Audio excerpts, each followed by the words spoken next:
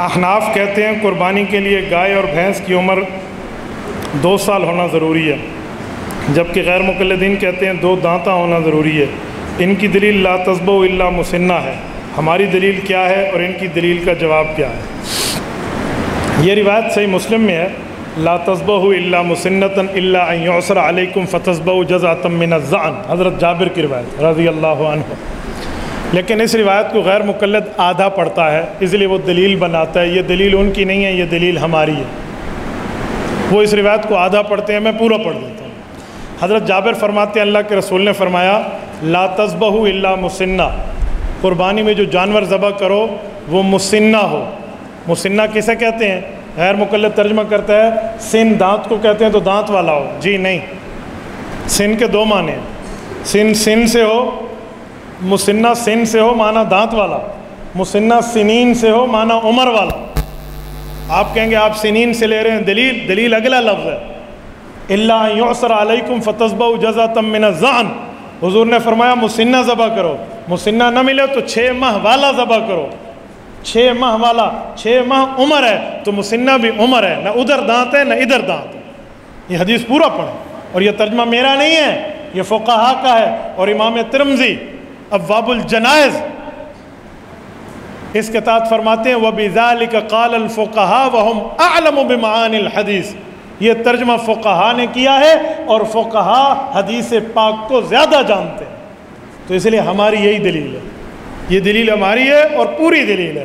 غیر مقلد آدھی بات کرتا ہے، نمبر 1۔ نمبر 2، رسول اللہ صلی اللہ علیہ وسلم نے اس حدیث میں جو جزع فرمایا ہے کہ 6 ماہ والا ذبح کرو، تو 6 ماہ والا ہے، یہاں تو دانت کا لفظ نہیں ہے، تو غیر مقلد دانت کا جملہ لائے گا، 2 سال میں تو دانت دکھائے گا، 6 ماہ والا دانت کہاں جائے گا؟ تو یہ جواب نہیں بنے گا۔ آدھا تیتر آدھا بٹیر نہیں بنے گا، شوربہ حلال اور بوٹیاں حرام یوں نہیں بنے گا، بات کھلی ہے، جس کو اردو میں کہتے ہیں سراسر موم یا سنگ ہو جا، 2 رنگی چھوڑ یک رنگ ہو جا، تو جو ترجمہ ادھر ہے وہ ترجمہ ادھر ہی کر لیں۔ عجیب معاملہ ہے، ان نے آدھا ترجمہ ادھر کر دیا آدھا ادھر۔ تو احناف کہتے ہیں گائے بھینس ہو تو 2 سال، سنین لا تذبحوا الا مسنہ، اور بکری ہو 1 سال، اور اونٹ ہو 5 سال، سنی ذبح کرنا چاہیے، سنی، اور سنی کا معنی فقہا نے یہی کیا ہے کہ 2 دانتہ ہو، نہیں بلکہ عمر والا ہو، 5 سال اونٹ میں، 2 سال گائے میں، 1 سال بکری میں۔ ہاں دمبا دمبی اور بھیڑ مینڈھے میں اگر 6 ماہ والا ہے تو فتذبحوا جزعۃ من الظأن، وہ بھی ہو سکتا ہے۔ تو ہماری دلیل یہ ہے، اس کے دلائل اور بھی ہیں، تو جتنا وقت تھا میں نے اتنی بات کر دی۔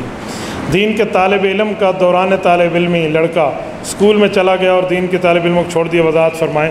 دوران طالب علمی آپ اسکول میں کیوں گئے ہیں؟ یا تو پہلے اسکول پڑھ کے آئیں، پھر علم دین پڑھیں، اور جب پڑھنے مکمل ہو جائے پھر آپ جائیں۔ دوران طالب علمی آپ چھوڑ کے کیوں گئے ہیں؟ اور سادے آدمی، اللہ کے رسول نے فرمایا من سلک طریقا یلتمس فیہ علما سہل اللہ لہ طرقا الی الجنہ او قال طریقا الی الجنہ۔ اللہ کے رسول نے فرمایا لوگوں، جو آدمی علم دین کے لیے چلتے ہیں اللہ جنت کے راستے اس کے لیے آسان کر دیتے، تو جہاں جنت کا راستہ تیرے لیے آسان تھا تو اس کو چھوڑ کے کہیں اور جا بیٹھے، تو اس لیے آپ ذہن میں رکھو یہاں تعلیم مکمل کرو پھر جاؤ، پھر کوئی پرابلم نہیں ہے وہاں جانے کے لیے، وہاں پھر جاؤ گے آپ علم دین سمجھاؤ گے، ورنہ ادھر کے آپ رہے تو نہ خدا ہی ملا نہ وصال صنم، نہ ادھر کے رہے نہ ادھر کے رہے، آدھا ادھورا کام ہو جائے گا۔ کسب کمال کن کے عزیز جہاں شوی، اپنے فن میں وہ کمال حاصل کرو کہ دنیا آپ کو محبوب بنا لے، تو وہ تب ہے جس وقت آپ ایک فیلڈ کے اندر رہ کر اس میں کمال حاصل کریں گے۔ تو آپ کو یہاں چھوڑ کے وہاں جانا یہ متاثر ہونے والی بات ہے، اور مولوی متاثر نہیں ہونا چاہیے، مولوی مؤثر ہونا چاہیے، یہ اثر دینے والا ہو، اثر لینے والا نہ ہو، ٹینشن دینے کا لینے کا نہیں، ٹھیک ہے؟ تو پریشانی لیتے نہیں ہیں، پریشانی دینے والی ترتیب بنائیں۔ جو ہنسے ہیں نا، میں اس کی ہڈن پکچر سمجھ گیا ہوں کہ وہ کس لیے ہنسے ہیں۔ ایک بچے نے الطاف کی ماں کا دودھ پیا، کیا وہ بچہ الطاف کی بیٹی سے نکاح کر سکتا ہے؟ لو جی، اپنی بھتیجے سے نکاح کرنے کے چکر میں بیٹھے ہیں، خدا کے بندے، سادے بندے ہو۔ اگر کل خوانی ورثہ کی اجازت ہے تو اس کا درجہ کیسے ہے؟ سنن ہے، مستحبات ہے، بدعت ہے؟ اور 9 ذو الحجہ کو غسل کرنا کیسا ہے؟ 9 ذو الحجہ کو روزہ رکھنا تو ہم نے پڑھا ہے، لیکن 9 ذو الحجہ کو غسل کرنا یہ کوئی ضروری نہیں ہے۔ ضروری ہے تو اگر آپ نے کرنا ہو تو ایک دن میں 5 نمازیں 5 غسل سے پڑھ لیں، وہ کیا مسئلہ ہے، لیکن ضرورت ہو تو۔ باقی 9 ذو الحجہ والے دن خاص کر کے غسل کرنا اس کا شریعت میں کوئی حکم کہیں نہیں ملتا۔ اور جہاں تک یہ رہا کل خوانی، میرے دوستو کل خوانی جو ہے نا، نہ اللہ نے حکم دیا ہے، نہ رسول اللہ نے حکم دیا ہے، نہ صحابہ نے کیا ہے، نہ تابعین نے کیا ہے، نہ ائمہ نے اس کو حکم دیا۔ یہ لوگوں کی رسم چلی ہوئی ہے۔ مولانا مورخ اسلام علامہ ضیاء الرحمن فاروقی شہید رحمہ اللہ فرماتے تھے کہ ہندو مرنے کے بعد رسم پھول خوانی کرتے تھے۔ پھول خوانی کا معنی اوپر پھول ڈالتے تھے، تو مسلمانوں نے اس وقت ان کو جواب دینے کے لیے کل خوانی کر لیا کہ تم پھول خوانی کرو، ہم کل خوانی کریں گے۔ یہ مولانا فاروقی شہید رحمہ اللہ فرماتے تھے۔ تو کہتے ہیں اس لیے جواب تو ان کا تھا، تو اب تو ہندو ختم ہو گئے، اب کس کو جواب دے رہے ہو؟ تو یہ جو کل خوانی والی ترتیبیں ہیں، ان حضرات سے پوچھے کہ کیا اللہ کے رسول نے حکم کیا ہے؟ اور جب ہم یہ کہتے ہیں تو یہ ہمیں کہتے ہیں ہاں تم ختم بخاری کرتے ہو، ختم مشکات کرتے ہو، ختم القرآن کے جلسے کرتے ہو، اللہ رسول نے حکم کیا ہے؟ میں کہتا ہوں چاچے تو چبل بٹا چبل ہے، دماغ تیرا خراب ہے، کچھ سمجھ۔ ہم جو ختم بخاری کرتے ہیں کیا کہتے ہیں؟ فرض ہے، واجب ہے، ضروری ہے، جو کرے نیکی ہے، نہ کرے گناہ گار ہے۔ ہم کہتے ہیں بھئی یہ تو ایک مدرسے کی وہ ہے، ایک مدرسے کی انتظامی جلسہ ہے، ایک ترتیب ہے، آپ کرو تو بھی ٹھیک ہے، نہ کرو تو بھی ٹھیک ہے۔ جو کل خوانی ہے نا، اس کو تو تم فرض واجب کہتے ہو کہ انہیں اپنے مردے بخشوانے کی ضرورت نہیں ہے، اس پہ بھی تم کہہ دو کہ ہم ذاتی طور پہ کرتے ہیں، جو کرے ٹھیک ہے، نہ کرے ٹھیک ہے۔ میں کہوں گا چلو پھر کوئی گنجائش ہے۔ ادھر تو آپ نے ڈنڈا اٹھایا ہوا ہے کہ ہر صورت کریں، اور ختم بخاری والا معاملہ اور یہ معاملہ اس سے جدا ہے۔ نبی پاک صلی اللہ علیہ وسلم نے فرمایا اس شخص کو جانتا ہوں جو سب سے پہلے جنت میں جائے گا، پھر اس کو بھی جانتا ہوں جو جہنم میں سب سے آخر نکلے گا۔ حدیث میں وحی کا ذکر نہیں ہے، اس سے حضور پاک کا علم غیب ثابت ہوتا ہے۔ سبحان اللہ تو بھینا تو سچرو تے میں کھینا، یہ علم غیب ہے۔ خدا کے بندے، سورۃ نجم آیت نمبر 3 آیت نمبر 4 وما ينطق عن الهوى ان هو الا وحی یوحی، حضور پاک کے ہر بول پر وحی آئی ہوئی ہے کہ حضور بولتے ہیں تو اللہ کی وحی سے بولتے ہیں، تو یہ تو اللہ کی وحی سے ہے۔ وحی کی دو قسمیں، وحی جلی قرآن میں لکھا ہے، وحی خفی حضور کی حدیثیں ہوتی ہیں۔ تو یہ کوئی بات ہے کہ حضور پاک بغیر وحی کے بھی بولیں گے؟ وما ينطق، وما يتکلم نہیں ہے، کلام پورے جملے کو کہتے ہیں، نطق ادھورے جملے کو کہتے ہیں۔ اللہ نے فرمایا حضور ادھوری بات بھی کرے تو بھی میرے حکم سے کرتے ہیں، چہ جائے کہ پوری بات فرمائے وہ تو بطریق اولا اللہ کے حکم سے ہے۔ تو اس لیے یہ بھی اللہ کے حکم سے ہے، ایسے نہیں ہوتا۔ مفتی صاحب بعض لوگ امام کعبہ کے پیچھے نماز نہیں پڑھتے، اس بارے میں فرمائیں۔ تو جس آدمی کو اللہ نے یوں ذلیل کیا ہو کہ وہ کعبے جا کر بھی با جماعت نماز نہ پڑھے، تو یہ اس کو اپنی قسمت پر رونا چاہیے، ٹھیک ہے؟ فَلْيَبْكَ عَلَىٰ ذَلِكَ مَنْ هُوَ بَاقِيًا، اس پر رونا چاہیے اگر کوئی رونے والا ہو تو اس کو اور کیا کہا جا سکتا ہے؟ اسی طرح کہ ایک بچونگڑا نمازیں وہاں نہیں پڑھتا، نماز کے ٹائم پر واش روم چلا جاتا تھا، افطاری میں ہم بیٹھے تو وہ آ گیا، میں نے کہا کیوں؟ کہتے ہیں انہوں نے پیچھے نماز نہیں ہوتی۔ میں کہ انہوں نے دسترخوان سے افطاری بھی نہیں ہوتی، ٹھیک ہے؟ افطاری کرنے کے لیے تو ان کے ساتھ بیٹھ گیا ہے اور نمازیں پڑھنے کے لیے ان کو چھوڑا ہوا ہے، تو پتہ نہیں عجیب معاملہ ہے۔ بعض لوگ حضرت مولانا فضل الرحمان صاحب کو گالیاں دیتے ہیں اور ان کے بارے میں طرح طرح کے القابات بتاتے ہیں کہ مولانا فضل الرحمان مریم نواز کے ساتھ بیٹھتے ہیں، حالانکہ وہ عالم دین ہے۔ مجھے ایک بات بتائیں، محترمہ مریم نواز صاحبہ جو ہیں یہ جمعیت علماء اسلام کی ہیں؟ بولیے، مولانا فضل الرحمان کی ہیں؟ مولانا فضل الرحمان کے کارکن ہیں، مولانا کی جماعت کی عہدیدار ہیں۔ تو جب نہ وہ ہماری جماعت کی ہے، نہ وہ ہماری کارکن ہے، نہ ہماری عہدیدار ہے، ہم کیا کریں؟ تو وہ اپنی جماعت کو طے کر رہی ہوتی ہے نمائندگی۔ مولانا اکٹھے احتجاج میں بیٹھ بھی گئے تو مولانا اپنی جماعت کو نمائندگی کر رہے ہیں۔ اگر آپ کہتے ہیں کسی عورت جلسے میں آ کر بیٹھ گئی ہے اپنی جماعت کی نمائندگی پہ غلط ہے، تو اس جماعت کو کہو کہ اپنی نمائندگی بدل دیں، اس کا تعلق مولانا فضل الرحمان سے تو نہیں ہے۔ مجھے ایک بات بتائیں، راستے میں جا رہی ہو گاڑی اور گاڑی خراب ہو جائے تو سارے مل کے دھکا لگائیں گے یا نہیں لگائیں گے؟ اور بندے ہوں 3 اور عورتیں ہوں 10 اور ڈرائیور کہے 15-13 آدمی دھکا لگائیں، تو ہم کیا کہیں گے؟ عورتیں نہ لگائیں، تو ہم کہیں گے بابا دھکا لاؤ۔ اب کوئی کہے گا عورت کے ساتھ مل کے دھکا لگا رہے ہیں، انہیں کہا جی بابا ہم اس مسئلے میں سواری ہیں اور اس گاڑی کو اس گھاٹی سے نکالنا ہے تو دھکا لگانا ہے، تو عورتیں لگا رہی ہیں یا مرد لگا رہا ہے؟ کسی نے میک اپ کیا ہوا ہے، کسی نے پردہ کیا ہے، کوئی بے پردہ ہے یا کوئی کپڑے والا ہے، جو بھی ہے اس گاڑی کو دھکا لگائیں گے تاکہ مشکل سے نکل جائے۔ ملک پاکستان کی معیشت کی گاڑی کو عمران خان نے ڈبو دیا ہے، اب اس معیشت کی گاڑی کو دھکا لگانا ہے، کوئی مسلم لیگ والا لگائے گا، کوئی پی ٹی آئی والا لگائے گا، کوئی پیپل پارٹی والا لگائے گا، کوئی جمعیت والا۔ اب آپ مجھے کہتے ہیں اس کو پردہ کرا اور اس کو یہ کرا، کوئی سادے بندے. آپ نادرا جاتے ہیں شناختی کارڈ بنوانے, وہاں عورتیں بیٹھی ہوتی ہیں جو آپ کی تصویریں بناتی ہیں. آپ کہتے ہیں میں شناختی کارڈ نہیں بنواتا, عورت بیٹھی ہے. آپ جہاز میں جاتے ہیں حج کے لیے, عورتیں آپ کو وہاں پر جوس پیش کر رہی ہوتی ہیں, پھر آپ کہیں میں اس جہاز میں نہیں بیٹھتا, عورتیں بیٹھی ہوتی ہیں, وہاں تو آپ کو نظر نہیں آتا. آپ کو صرف مولانا فضل الرحمان چبھتا ہے. جی ہاں, گھر کو روٹی شناختی کارڈ دکھائے بغیر نہیں ملتی, وہی فیس بک دے ہوتے مولوی صاحب تے علیحدہ بیٹھے. جس کو شناختی کارڈ کے بغیر گھر میں روٹی نہیں ملتی, مولانا پہ وہ بولتا ہے. تو بابا مولانا اپنی جماعت کے. اس دن میرے پاس کچھ آئے یہ اس طرح سیاسی یوتھی بھی دو قسم کے, کوئی مذہبی یوتھی ہے, کوئی سیاسی یوتھی ہے. وہ سیاسی یوتھی آئے, مجھے کہتے ہیں مریم نواز کے ساتھ مولوی صاحب بیٹھے, پردے کا حکم نہیں کرتا. میں نے کہا مجھے یہ بتائیں شیریں مزاری کس جماعت میں ہے؟ پی ٹی آئی میں. زرتاج گل کس جماعت میں ہے؟ پی ٹی آئی میں. میں نے کہا عائشہ گل علیہ کس جماعت میں تھی؟ جی پی ٹی آئی میں. اس طرح 3 4 5 عورتوں کو میں نے نام لیا. جی ہاں. میں نے کہا کبھی عمران خان کو کہا ہے کہ تو پردہ کر؟ کہتے نہیں. میں نے کہا کیوں, عمران خان مرد نہیں ہے, ہجڑا ہے, اس پر پردے کے احکام لاگو نہیں ہوتے؟ پردہ آپ کو صرف مولانا فضل الرحمان کے لیے نظر آتا ہے؟ عجیب انسانیت ہے. کبھی اس سے مطالبہ کیا آپ نے؟ ساری دنیا میں کہہ رہی ہے بھائی حیا کرو. سبھی ہی مجھ سے کہتے ہیں کہ رکھنی چاہیے نگاہ اپنی, کوئی ان سے نہیں کہتا نہ نکلو یوں آیا ہو کر. ان کی لتی چڑی کا کوئی اعتبار نہیں ہے. سارے علماء کو کہتے ہیں بھئی یار مولوی صاحب یہ کرے تو پھر بتائے نا. اور مولانا اپنی جماعت کو لے کر چل رہے ہیں. کوئی اور عورت آتی ہے کسی اور جماعت کی, آ کر بیٹھتی ہے تو کیا دارالعلوم دیوبند کے جلسے میں اندرا گاندھی نہیں آئی تھی؟ تو اندرا گاندھی کو حضرت قاری طیب صاحب نے دارالعلوم دیوبند والوں نے خود بلائی تھی. وہ وزیر اعظم تھی, وہ خود آئی ہے.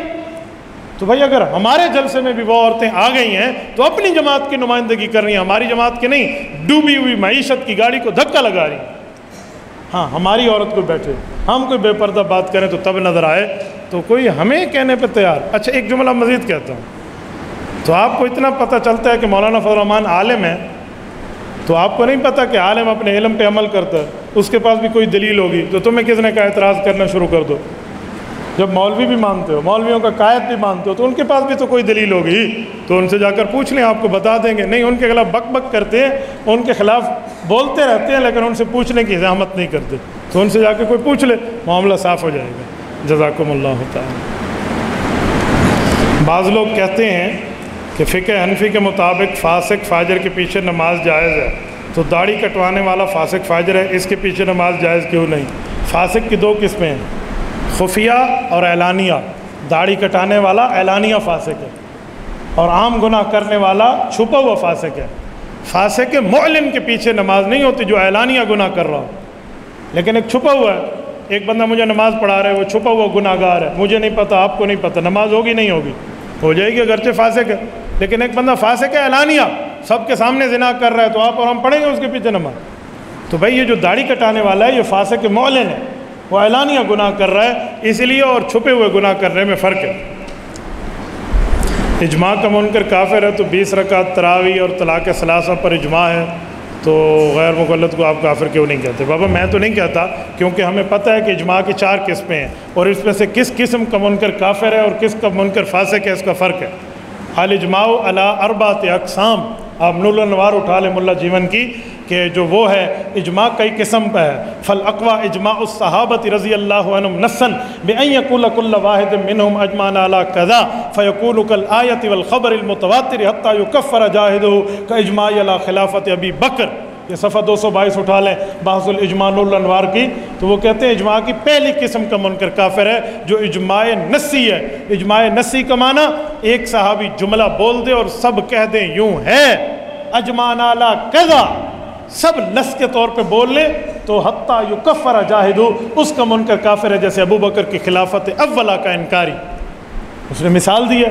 باقی جو اجماع کی قسمیں, اجماع سکوتی ہے, اجماع نص ہے وہ سکوت باقی یین ہے, یہ اجماع تواتری ہے, اس کے منکر کافر نہیں ہے, تو اس کے منکر فاسق ہے. غیر مقلد جو 20 رکعت تراویح پہ اجماع ہے, یہ اجماع نصی نہیں ہے, اجماع نصی سکوت باقی یین ہے, اسی لیے کفر سے بچے ہوئے ہیں. آپ ہر بندے کو کفر کی مشین کے چڑھانے کے چکر میں ہیں, ہر بندہ کافر نہیں بنتا. اگر ہر بندے کو یوں کافر بنائیں تو پھر ظفر علی خان رحمہ اللہ کا شعر مجھے یاد آ جاتا ہے کہ بریلی کے فتووں کا سستا ہے بھاؤ, ملتے ہیں کوڑی کے اب 3 خدا نے یہ کہہ کر انہیں ڈھیل دی, وہ عمری لہم ان قیدی متین. تو اس طرح نہیں ہے کہ ہر بندے کو کافر بنانے کے چکر میں ہو جائے بندہ. نماز جنازہ کے بعد دعا مانگنا کیسا ہے؟ نماز جنازہ کے بعد دو قسم کی دعائیں ہیں. ایک دعا نماز جنازہ کے بعد حضور سے ثابت ہے اور ایک قسم کی ثابت نہیں ہے. نماز جنازہ کے بعد قبر پہ دفن کریں اور وہیں پہ جا کر دعا کریں، یہ حضور سے ثابت ہے. اس کو ہم مانگتے ہیں، مانتے بھی ہیں، مانگتے بھی ہیں، شریعت میں موجود ہے. اور جو اگر نماز جنازہ کے سلام کے فوراً بعد دعا کرتے ہیں وہ ہمیں دلیل دکھا دیں حضور نے مانگی ہو، ہم آج مانگنا شروع کر دیں. اگر سلام کے متصل بعد نماز جنازہ کی کوئی دعا ہے تو اس کے لفظ بتائیں. مجھے بتائیں، ہم سوتے ہیں، سونے کی دعا کیا ہے؟ پڑھیے، اللہم بسمک اموت و احیا، لفظ سنا دیے. اٹھتے ہیں، اٹھنے کیا ہے؟ الحمدللہ الذی احیانا بعد ما اماتنا والیہ النشور، لفظ سنا دیے. ہم مسجد جاتے ہیں، کیا دعا ہے؟ اللہم افتح لی ابواب رحمتک، لفظ سنا دیے. نکلتے ہیں، اللہم انی اسألک من فضلک، لفظ سنا دیے. اس طرح واش روم آنے جانے کی، گھر نکلنے آنے جانے کی دعائیں ہیں. حضور پاک نے نماز جنازہ کے سلام کے فوراً بعد دعا مانگی ہے. لفظ تم دکھا دو، مانگنا پہلے پہلے میں شروع کر دوں گا. اور اس دھرتی پر کسی ماں کی کوکھ نے وہ بیٹا نہیں جنا جو حضور پاک کی دعا ہمیں سنا دے جو نماز جنازہ کے سلام کے بعد ہو. حضور نے مانگی نہیں ہے تو ثابت کہاں سے ہوگی؟ تو جس کو حضور نے نہیں مانگا اس کو ہم اہل سنت والجماعت دیوبند بھی نہیں مانگتے. بس اس پر کوئی جھگڑنے کی بات نہیں ہے، خلاصے کی بات ہے دعا تو لفظ دے دو، نہیں ہے تو تسی چھڑ دو. لمبے کام بندہ نہ کرے.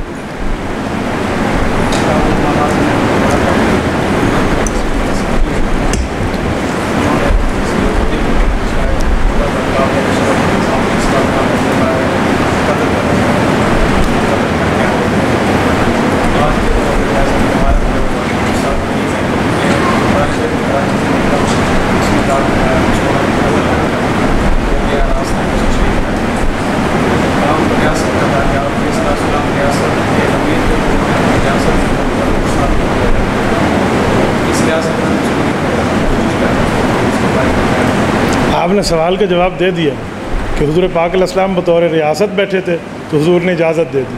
اب ریاست نے نہیں دی تو ریاست گناہ گار ہوگی، آپ کی اور میری ذمہ داری تو نہیں. سوال کا جواب تو ہو گیا. حضور خود ریاست تھے، حضور نے اس کو جائز قرار دیا تو ہو گیا. جب آپ علیہ الصلوۃ والسلام بیٹھے تھے تو حضور نے فرما دی. ہماری ریاست نے نہیں کیا تو یہ گناہ گار ہے. اس کا گناہ آپ کے اور میرے سر نہیں آئے گا. وہ اپنی نیت پر ہوگا. اس کی نیت ٹھیک تھی تو شہید ہے، اور نیت ٹھیک نہیں ہے تو اپنی نیت پر، اپنی نیت پر. جس کی جیسے انما الاعمال بالنیات سے اس کو لے لیں. ٹھیک ہے. امتحان میں کامیابی کا وظیفہ جو میں پڑھتا تھا میں بتا دیتا ہوں. جب آپ کے سامنے سوالیہ پرچہ آئے، توجہ سنیں، بڑی کام کی بات ہے. سوالیہ پرچہ آئے آپ کے سامنے تو سوالیہ پرچہ آپ اپنے سامنے رکھیں اور ایک مرتبہ پڑھیں کاف ہا یا عین صاد، صاد عین یا ہا کاف، بند کر کے یوں کھول لیں تو آپ کا ذہن کھل جائے گا. انا للہ و انا الیہ راجعون پڑھیں اور ایک دفعہ سورۃ والضحیٰ پڑھیں. پھر اس کے بعد آپ پرچے کو دیکھیں، انشاءاللہ تعالی معاملہ ٹھیک ہو جائے گا.